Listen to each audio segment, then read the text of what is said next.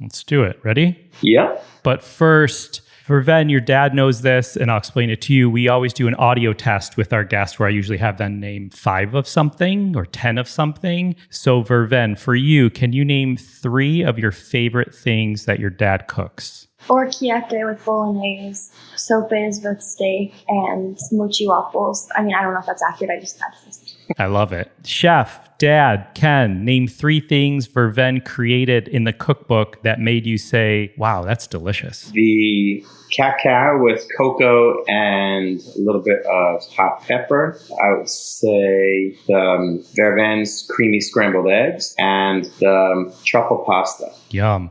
All right, you both sound good. Let's do it.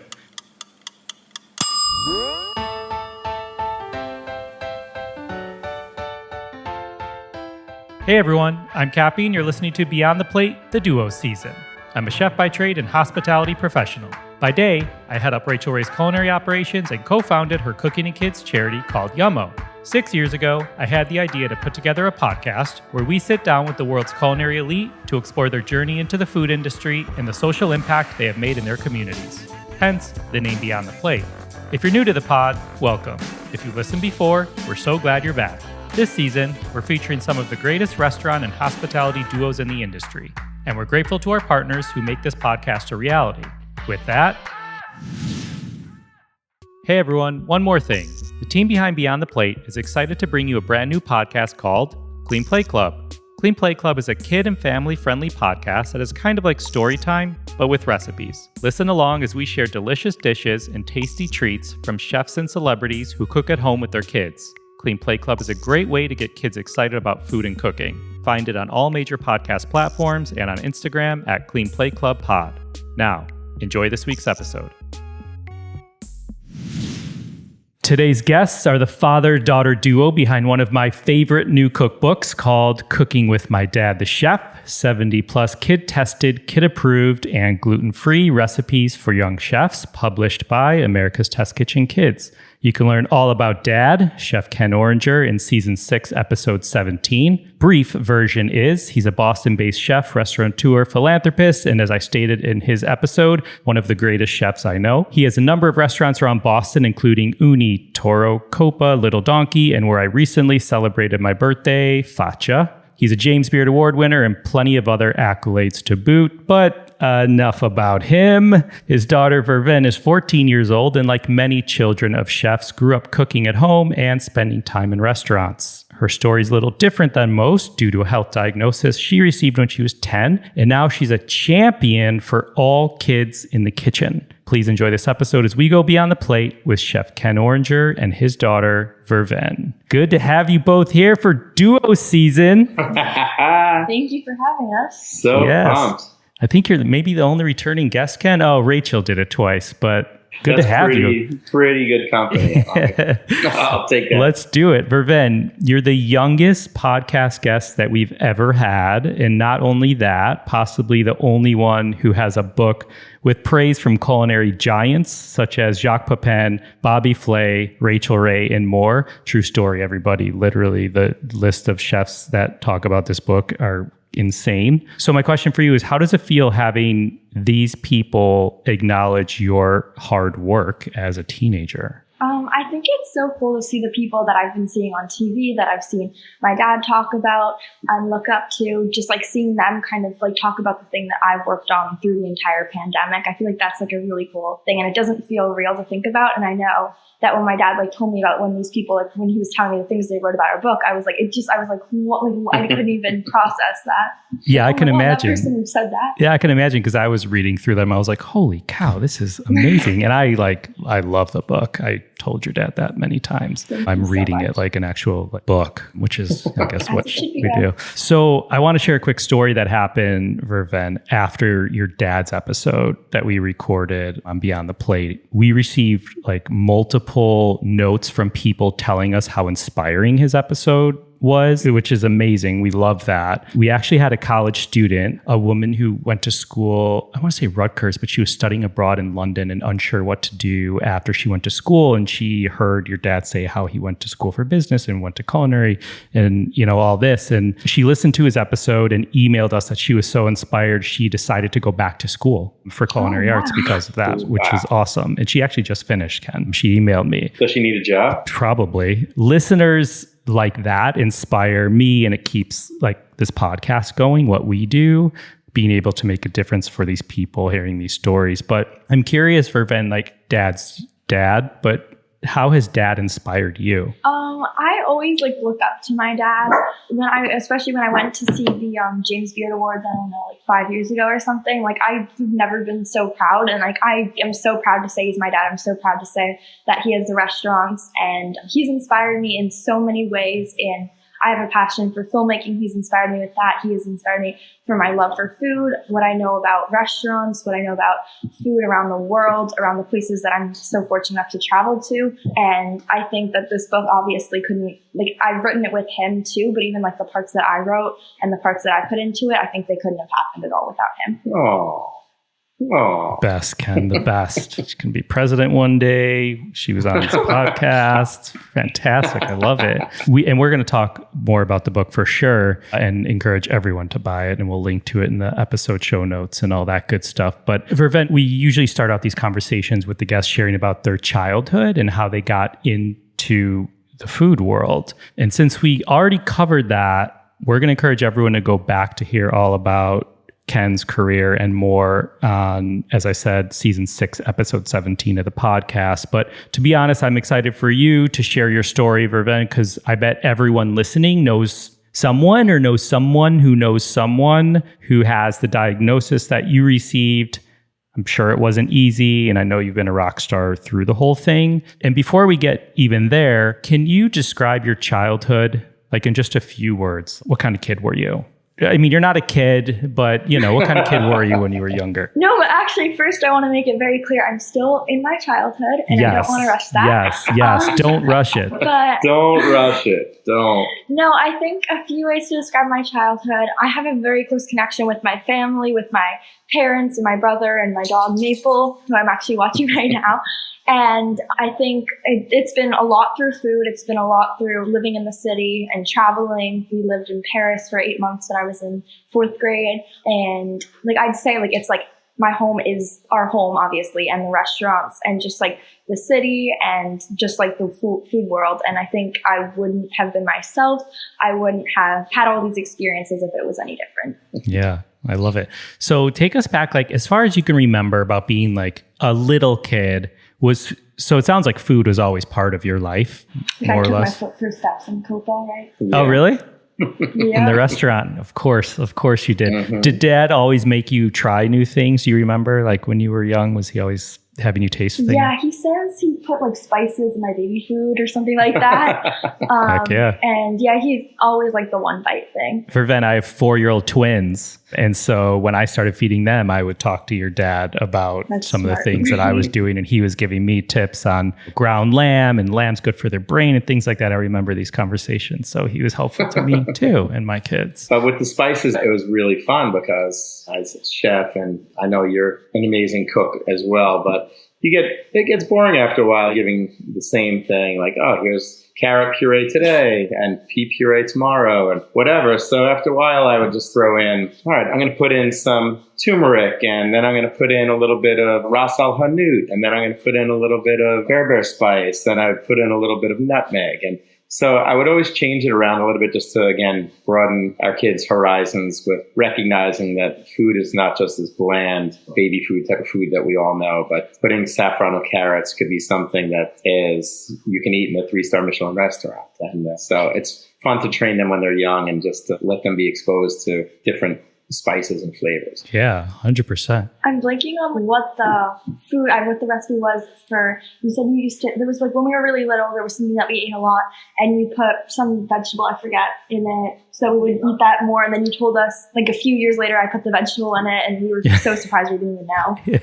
What was that? Master. Yeah, I think that was the turkey meatloaf that I used to put. It would be like a turkey meatloaf, but I would make it almost like a pate, but I would put lots of sweet potato and lots of kale and spinach and carrots and tons of veggie in there and just grind it up in the meat grinder. And yeah, these guys never had a clue.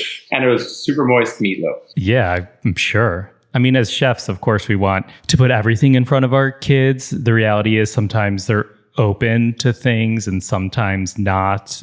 Was Verveine open to different foods when she was like 4, 5, 6 or? Yeah, the younger the kids are, or not always, but our kids were definitely, when they were young, they had opinions, but not strong opinions. And so Rude. we would just throw anything in front of them and see what would happen. And they had sea urchin on spoons with raw quail egg yolks, and they had oysters, and they had foie gras, and they had rabbit pate and escargot, and all those type of things that you never know unless you put them in front of somebody what's going to happen. So I took it as almost a fear factor type project and would throw it in. Some stuff stuck, some stuff didn't, but most of the things that stuck still stick. So yeah, it was a pretty good philosophy, I think. I think it's Except amazing. Vegetables have always been a little trickier. So good luck with that with your kids, Cappy. I mean, they like veggies, but not like Selena and I, that's for sure. Yeah, I have one kid who will eat whatever's on our plate and likes a little more like meaty things. Then I have another kid who like doesn't like meaty things, but she loves fruits and vegetables, which I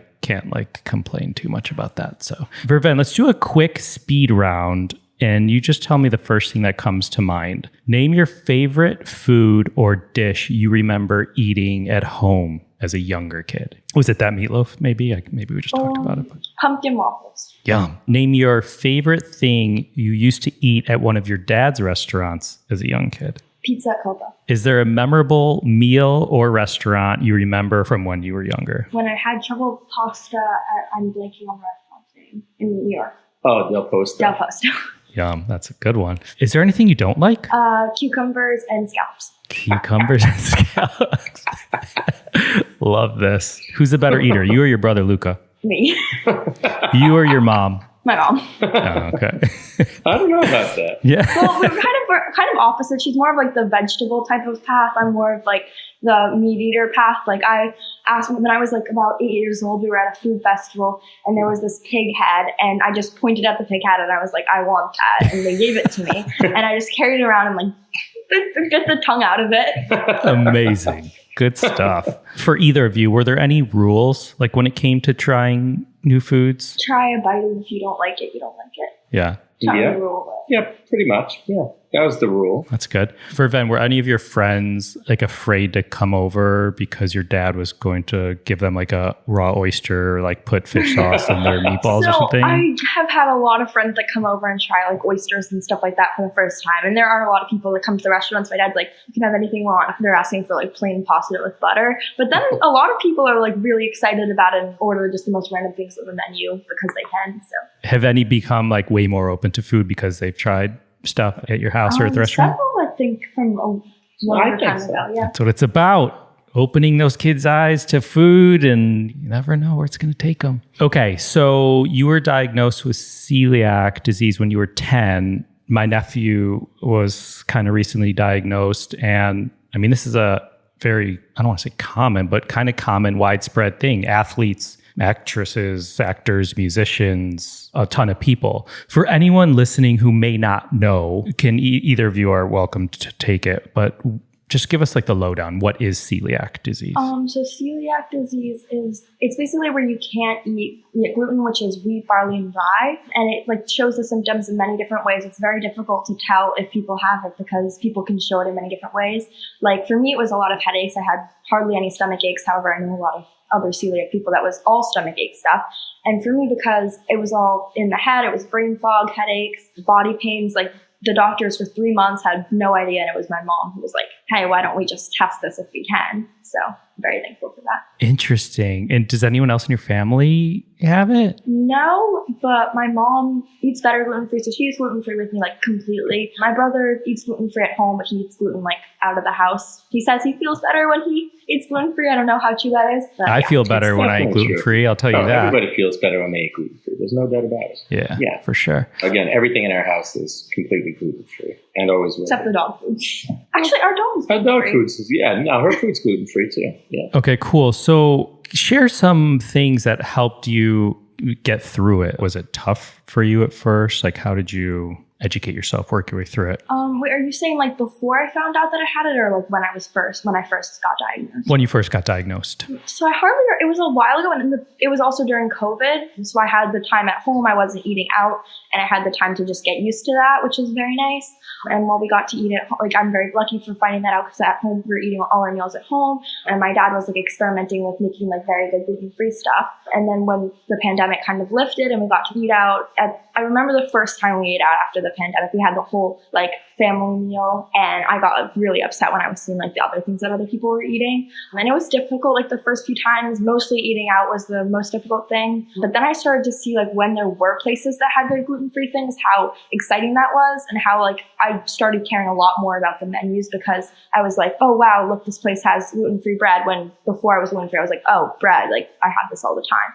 So it kind of made me appreciate the things that I could have more. Yeah, that's interesting. Is it hard to manage for you now or still, or are you a pro? More or less? I think I've gotten a lot better. I wouldn't say I'm a pro, but I feel like at school, like it's very easy to pick what's gluten-free and stuff. At like the supermarket, there's so many options. And I can just see every day, I'm like hearing new people that are celiac. I'm hearing about new bakeries, new places that have other things for my dad. And I think it's like, you obviously, like you can't just go along with your life. You can't just order some random thing. You have to kind of advocate for yourself and stuff. But I think that's also kind of a good skill to have, to be able to be like, is this thing gluten-free, or just like to let you know I have an allergy. And I think that you have to take that extra step, but it's definitely, after a lot of practice, it pays off. Jeez, you're so well spoken, Verveine. Get it from him. Ken, you have multiple restaurants. You have guests with allergies and whatnot. And from experiencing your restaurants, your whole staff like is on it.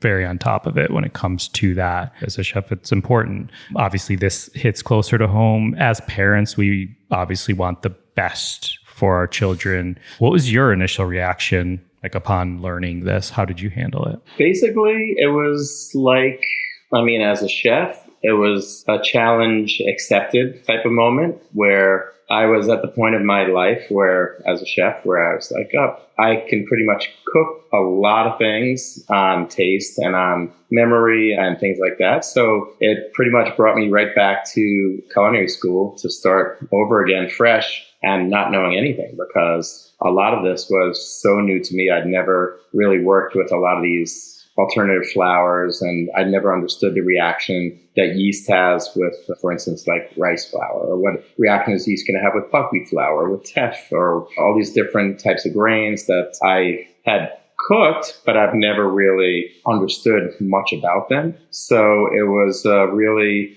humbling experience, almost a Zen type experience, because I knew nothing, and it was really frustrating. I threw hundreds of pounds of projects in the garbage, which I have not done probably since I was a teenager, when I used to start cooking and experimenting and kind of having not a lot of clue what I was doing. But it was brought me back to earth, and it just kept me pushing to try and perfect things. And even making like the perfect pasta where you can't tell the difference. I must have tried at least 150 different variations of combinations of flours and starches and this and that. And that's just for pasta, or for tagliatelle. And then for orecchiette was another equation. And then for cavatelli it was another. And then, so there were so many different experiments, but I had the pandemic to play, and that gave Celine the idea for us to write the cookbook too, which, and all this was a blessing in disguise. Totally. So yeah, in the midst of all this, Mom says, you should write a book. Yeah. Pretty much. Yeah.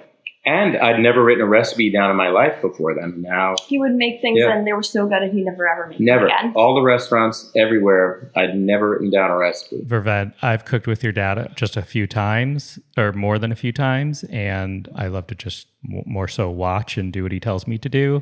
But sometimes I see him throwing stuff together and I'm like, what are you making? He's like, I'm just doing a little bit of this, and he explains it and I'm like, oh, okay, that sounds good. And then I taste it and I'm like, holy cow, like what just happened? I love explaining my experiences with food and cooking around your dad. It's amazing. So, I mean, you have some of the most highly regarded restaurants in and out of Boston. And obviously, as a restaurateur, chef, you take allergies and things like this very seriously. But did this change anything in your approach? No, I mean, not really. I mean, even before Verveine was diagnosed, Celine ate mostly gluten-free for a long time. And and again, we knew how healthy and how much better we felt. And again, even we ate a lot of gluten-free stuff in those days. And so even some of the restaurants were kind of moving in that direction. Little Donkey, for instance, at one point was like 90% gluten-free, even before Verveine was celiac. So it just kind of was a direction that we were moving in anyway. So allergies, we've always taken them seriously at all the restaurants for many, many, many, many years. We train people on every single table to discuss allergies, and we have protocols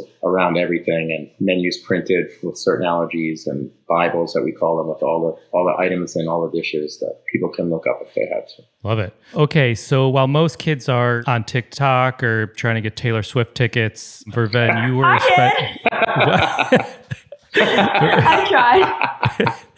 Did I hit the nail on the head? You were spending like free time during the pandemic writing and testing a cookbook? Well, yeah, like it was about like these like extra homework that I had to what I was already doing. Like, oh, you have to write about the buff bourguignon due this day or whatever. And like it was like Zoom calls with the people working at America's Test Kitchen to write the things. It was my favorite part of the whole process, going into America's Test Kitchen to do like the photo shoots and things. Those were so fun because we got to like make the food, we got to eat the food, we got to do all these fun pictures and like just be silly about it. And honestly, like it was like difficult at times. It was just like an extra workload to what I was already doing, but I really enjoyed doing it. So let's take like a step back to like give us like the overall like about the book. Tell everyone again, title, and if I run into you on the street and I was like, what's that book you're holding? And tell me about it really quick. So this is Cooking with My Dad, the Chef by Verveine Oringer, me and my dad, the chef, Ken Oringer.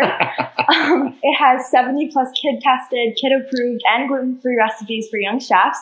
It can be for anyone. It's for anyone that's excited to learn about cooking, anyone who wants to learn more. And it's especially for kids, and we want to get kids in the kitchen. That's what the point of this book is. It's also for other gluten-free people to be able to try things that they may have missed. And it has our favorite recipes I've grown up on, recipes that I've kind of just picked up, ones that I've created, ones that my dad has created to make gluten-free, and really just everything that shaped me and like my dad with my life.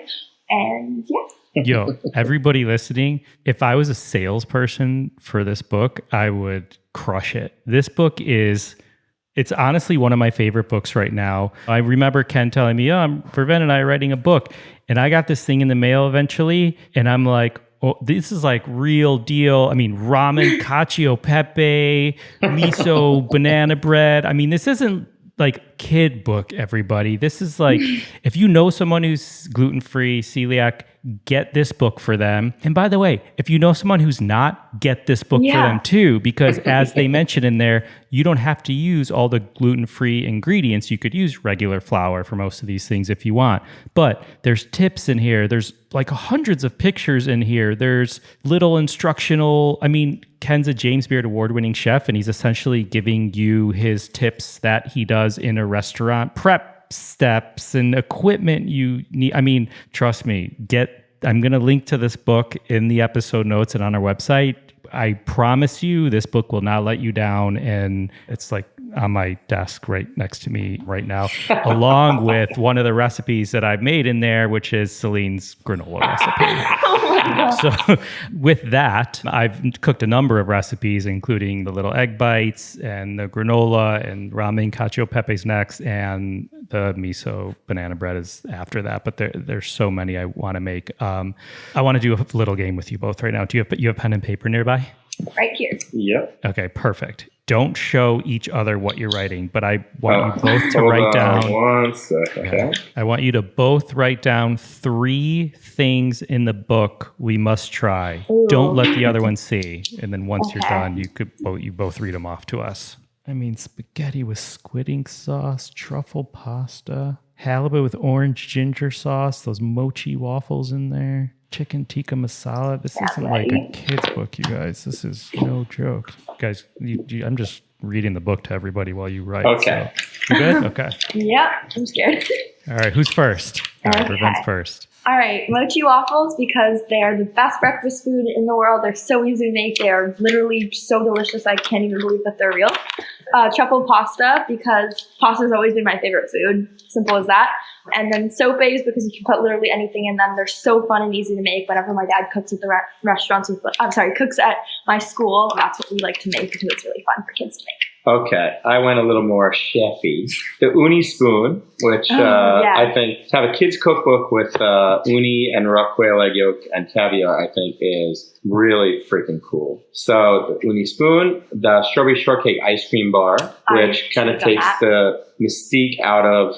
Everyone loves the strawberry shortcake ice cream bar. And again, and first of all, for those that, even if you don't have celiac or gluten-free, it's the most amazing, simple-ish recipe to learn how to make it. And it's really amazing. It's amazing. And then the chicken taquitos. I mean, you and I know we're both Mexican food fanatics, and this is like a really great chicken tinga recipe that's just basically, mixed with a little bit of cheese and some of the braising liquid and rolled into taquitos and fried. And they remind me of the ones like at 7-Eleven, but 1,000 times better. And I can eat literally like 10 of these without a doubt. One of my most craveable dishes in the book. All right, now I know the next 6 things I'm making out of the book. Ken, is there like one or I know there's a lot and one sticks out at me. Are there 1 or 2 ingredients that, like, how do I phrase this, perform well with a lot of these recipes that we wouldn't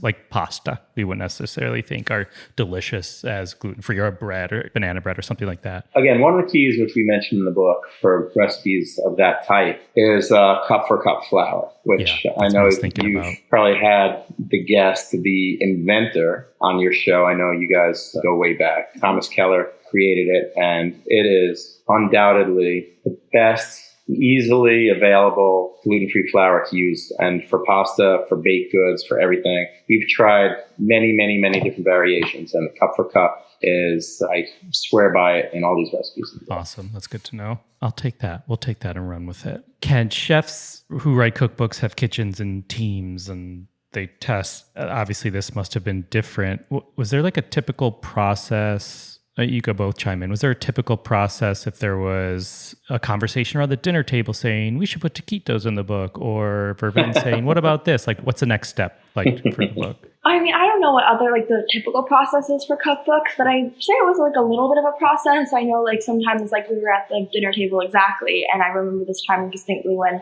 my dad was just like, oh, we can't put Pop-Tarts, for example, in the cookbook, because we had people testing them around the country and they said they were too difficult. And we had the whole team at America's Test Kitchen testing them. We had people around the country, other kids testing them and giving us their advice on, oh, this is too difficult to make, oh, this took too long, or whatever. And I think that's a process. I don't know how typical of a process that is. I guess you can. Yeah, not many people I know have, again, the amount of integrity as America's Test Kitchen with respect to recipes working out to the T. So I know you've done many, many, many, many books, and just to literally, some of these recipes were tested in front of me 25 times. And that's just in front of me. Not just, again, as Verveine mentioned, where they were sent over to kids across the country to test out. So I was able to say, you know what? maybe this has 1 gram too much of salt in it. Let's remake it. And they would remake it. And that's how amazing they are and how like detail oriented America's Test Kitchen is in terms of how they work. And the chefs and the Susanna and Kristen and all the people from America's Test Kitchen that we worked on these recipes so diligently. I mean, they are perfectionists to the millionth degree. Yeah, it sounds like an incredible relationship you all had there. That's really cool. Verveine, how does it feel to have the power to inspire a lot of kids and families? Well, I think it's like super cool that we like got to do all this in the book and that all these people are reading it and enjoying it. Like that's amazing. I already thought it was so cool that we published the book, and to see that all these people are doing the recipes, loving the recipes, I think is so cool. And I really hope that we're inspiring these kids. I hope we're getting people into the kitchen, and I hope we're getting gluten-free people to try things that maybe they haven't had in a while. Did you realize that was going to happen? What did you think? Like, you worked on this book, it was going to come out, and how cool when you first touched that first copy. But I'm sure you've gotten plenty of feedback from people, whether it's through Ken's social media or otherwise, saying how great the book is, obviously. Like, did you not expect that, but did you realize that was going to happen? I mean, it's weird. It's like a year ago, I was working on this book. Pretty much just a year ago, that's when like the photo shoot for the cover happened. And like, I knew it was going to get published and I knew it was going to go out and stuff. But it was like when I first actually had the book in my hands that it really felt real. Because even before that, I was like, I couldn't really picture what was going to happen after that. And like, just everything started kind of happening quickly after it got published and people started reading it and stuff. And I think it was definitely much more than I expected. And it's been amazing to see how many people have enjoyed it. But she crushed it as always. The book launch, there was live TV in New York, and there was pop-ups and book signings, and it was just such a meaningful bonding experience for the two of us. And to see so many people that eat gluten-free and many, many others that didn't eat gluten-free that are just like wanting to hear our story and wanting to see these recipes from the restaurants, which again, the book is first and foremost, these are all the dishes that my kids grew up eating in and out of the restaurants. And some of them are naturally gluten-free, some of them aren't, but these are still all the dishes, gluten-free or not, that we have in the restaurants and the kids grew up on. Verveine, I'm sure your dad and mom and others have had intelligent conversations with you, and I'm sure the love and praise is going to come and go, but I just encourage you to like keep talking about it. Keep telling people about it. If someone says, tell them about your book, tell them, like, every time you talk about it, something good is going to happen for someone. You know what I mean? And I'm excited for people to hear. That means a lot. I mean, we don't have like millions of listeners to this podcast, but we have a lot. Not yet. We have a lot, a good amount, and we get feedback, and I'm like, can't wait for people to hear this. I'm really excited. Thank you to everyone listening right now.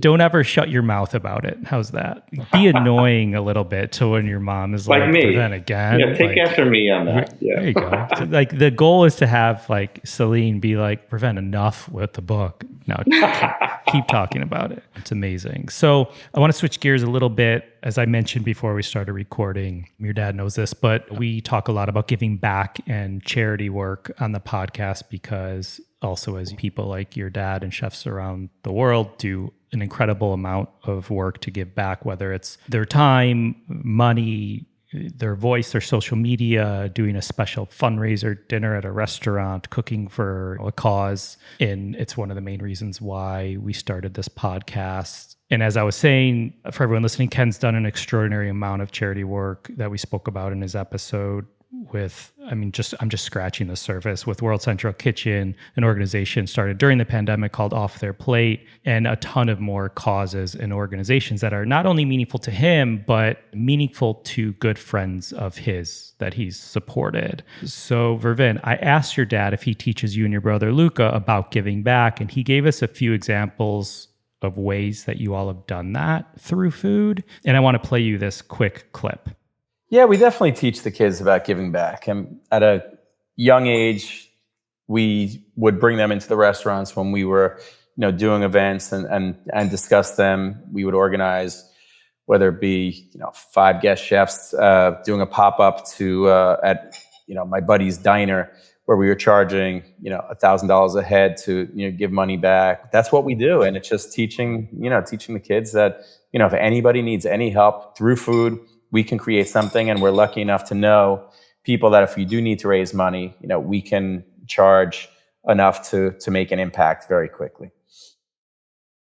Which is amazing. So I would love for you to share, do you remember any of the work you did, maybe going into your dad's restaurants, or can you share with any of the adults or kids listening any way that you remember being surrounded by that or anything you may be up to? So I know every time that my dad's done these things, he's told me about them, and I've liked to be there when I can to hear about them. And I think it's so amazing that he's doing all these things, and I try to help out as much as I can. And as I'm going into high school next year, I want to see if I can kind of improve the charity work that I can do and the way that I can help other people with my voice, with food, and with the way that food brings people together. And I know that there's a Celiac Kids Connection thing that I have a part of, and it's for a bunch of other celiac people and supporting them and people that are kind of just joining that community. And there's a mentor program that I'm going to start next year, and it's where you mentor a younger kid or just someone who recently found out they have celiac and help them with just different brands in the supermarket or how to deal with it when you're eating with your friends at restaurants and stuff. And I think that's a really great part for other people that are more experienced as celiac people and for what I want to try for myself, because I think it can be really helpful, because I feel like if I have this knowledge of being celiac and how to deal with that, I want to be able to share that with other people. I know a good book you can give to these people. That's great. So you said Celiac Kids Connection. Is that an actual organization, or is that a program? Or if you have mom or dad email me after about that, if it's a public website, I'll share that. Yeah, well, it's an organization that's based in Boston, but cool. It's through Children's Hospital, but I can definitely send you some information. Cool. I love that. All right. We're going to do a little speed round action for both of you, and then we'll do a closing question and say goodnight. This is the first three are for both of you. So let's do Verveine first, and then Dad answer second. Number one, what did you have for dinner last night? Wait, I'm so sorry. I don't understand. Cappy would love it. I'm trying to remember what last night was. You want me to refresh your memory? I don't remember. I always forget what I've had for... Al pastor tacos. Oh, right. And we had tacos. Truffle. We also had truffle tagliate. We also had prosciutto. Yep. And broccoli. It was family dinner. You had the same, Ken? Yes, I did. Gosh, I wish I was there. Okay, number two. Verveine, name a smell in the kitchen you love. Truffle or ginger. Oh, good one. Ken, how about you? A smell that I love? There's no better smell to me than... garlic. Well, yes. Just remember that. Garlic number one, and butter and sugar melting and blending together. Oh, that's a good one. Ooh. That's caramel. Brown butter smell. Yeah, buttery caramel. No, actually, I have to steal that for my first smell. Okay, number three. Verveine, name a smell in the kitchen you hate. I wouldn't say cucumbers really have a smell, but you can smell them, and I do smell them, and I do not like that smell. Ken? A smell in the kitchen I hate. Oh my God. I don't think there's really anything. Maybe rotting food or... I love rotting food. Yeah, rotting food and overcooked hard-boiled eggs. That's sulfury eggs. That's... Yeah. Okay, this one's only for Verveine. Name one thing you can eat of your dad's every day. Let's see. I love his scrambled eggs. Yeah. It's a very basic one. I bet they're amazing. Next time, Ken. Next time. Next one for you, Ken. We know you like fish sauce. We've referenced this. We joke about this. Although it's not a joke, it's a serious ingredient. Is there a recurring ingredient that you see or saw in Verveine's cooking or when she was creating recipes? Something she liked to use? I love using molasses. I had a big phase with that. Yeah, molasses out of nowhere. Yeah, it was definitely put in. I was fascinated by it. I don't know why I was. I just was it was just so random. I was like, molasses, and there was one time that we made fondant, and there was that sticky stuff that I loved. It was if you touch it, it would go across. You know what I mean? Glucose. Yeah, glucose.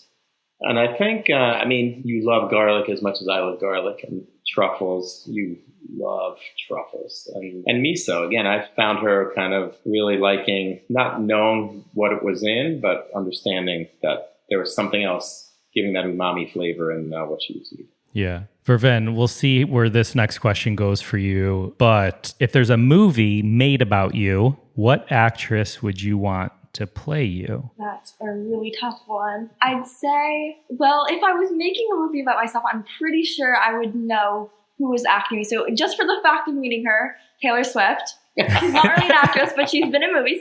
Or Emma Watson, maybe, because I feel like she just kind of looks like me and has a similar, I don't know. Really good. Good ones. Yeah, I love it. Let's do a bonus. Who should play your dad? We were talking about this. We were like, maybe what's the guy that played the Hulk? Mark Ruffalo. Yeah. Love it. Or Homer Simpson. Or the person that played Darth Vader and Voldemort, because they just look very similar. This is good.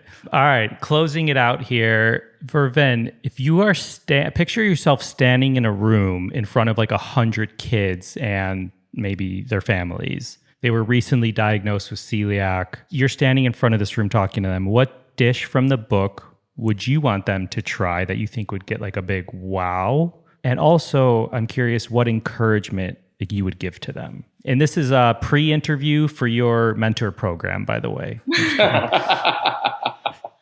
I'd say that's a very easy one. I'd say our pasta recipe, because it's very difficult to find good gluten-free pasta. And there's so many people I've heard that the first time they've had it, they've been like they just didn't even have words. They're like, oh my God, I don't even know how that's gluten-free. Like, it's better than gluten pastas that I've had. And I think it's also really fun to make, just like even not gluten-free. Like whenever my friends would make it with us, sometimes they would be like really excited by it because there's so many different shapes to make. And for a word of encouragement, I would say it only gets easier, and it's in the long run, you're going to be thankful for like the community that it started, how excited you can get by like the food you can eat. And I've like met multiple people through it, like through my dad. There's a lot of people that have helped me through it. And it's really good to get a community, to know people that do it, and only gets easier as you're advocating for yourself and you're getting out there in the world and you're researching about these places. Like when you're like, oh, we're going to visit this place, or, oh, like I'm like seeing my grandparents near here. Let me see if there's any restaurants or bakeries or something that are gluten-free that I might want to try. So good. Ken, so good. Ken, what tips or advice do you have for parents who may have a child with a celiac diagnosis that may or may not have the cooking skills that you do? Well, I think no matter what, if they have the cooking skills or not, they need to learn them. They need to educate themselves, and they need to come out of their comfort zones and really start understanding a little bit about this. But nowadays, there's so many more gluten-free products on shelves that, I mean, even if you go into Whole Foods, there's like 10, 12 different brands of pastas, and there's so many things. So just do a ton of research. Don't be afraid to cook, because again, you don't have to make the fanciest of foods in the world. And just realize that so many foods are naturally gluten-free. Again, obviously, all Vietnamese food, for instance, Mexican food, like 99% of Mexican food, other than flour tortillas, is gluten-free. 99% of Vietnamese food is gluten-free. Thai food, same thing. So there's so many cuisines around the world that are naturally gluten-free that open up your kids' horizons to a lot of these ethnic cuisines, and makes it that much easier. Love it. Thank you both. This was incredible. Thank you to your technical director, Celine Oringer, as well. This was awesome. As I said multiple times, I'm going to put the link to this book in the episode show notes, as well as Ken's social media. So feel free to bombard him and direct message him with all of your questions. But appreciate you both. I know Ken's going to keep talking about the book. Verveine, keep talking about the book. I'm excited for you to continue to be a champion for kids in the kitchen. And then I feel like tomorrow Ken's going to be like, Verveine's going to college. And I'm going to be like, oh my God, that went fast. So enjoy being a kid. And thank you both again. Thank you so much, Kathy. Such a great time. Thanks again to Chef Ken Oringer and his daughter Verveine. And hey, you know that new Clean Plate Club podcast you heard me talking about at the beginning of this episode? You'll be able to catch an incredibly delicious recipe from Ken and Verveine on Clean Plate Club in just a few weeks. So make sure you subscribe to that podcast on your listening site of choice, or follow along on Instagram at Clean Plate Club Pod. If you want to find Ken on Instagram, he's at Ken Oringer. To learn more about Celiac Kids Connection, go to celiackidsconnection.org. We'll share a link to those websites in the episode notes and at beyondtheplatepodcast.com. Find me and keep up to date with this podcast across all social media at On Cappy's Plate, or go to beyondtheplatepodcast.com. Beyond the Plate is also on social at BT Plate Podcast. This episode was produced by myself, along with Ian Cohen, Joel Yetton, and Sean Petrosian. Our digital media producer is Sarah McClellan-Mead. Our music has been composed by Goldford. Find him at iGoldford. As always, special shout out to my wife, Katie. If you have a moment, would you be so kind as to rate or review and subscribe to this podcast on your listening site of choice? And also our brand new podcast called Clean Plate Club. Clean Plate Club is a family-friendly podcast that is kind of like story time, but with recipes. You can find it on all major podcast platforms and on Instagram at Clean Plate Club Pod. Thank you for listening to Beyond the Plate. I'm Cappy, and remember, there are never too many cooks in the kitchen.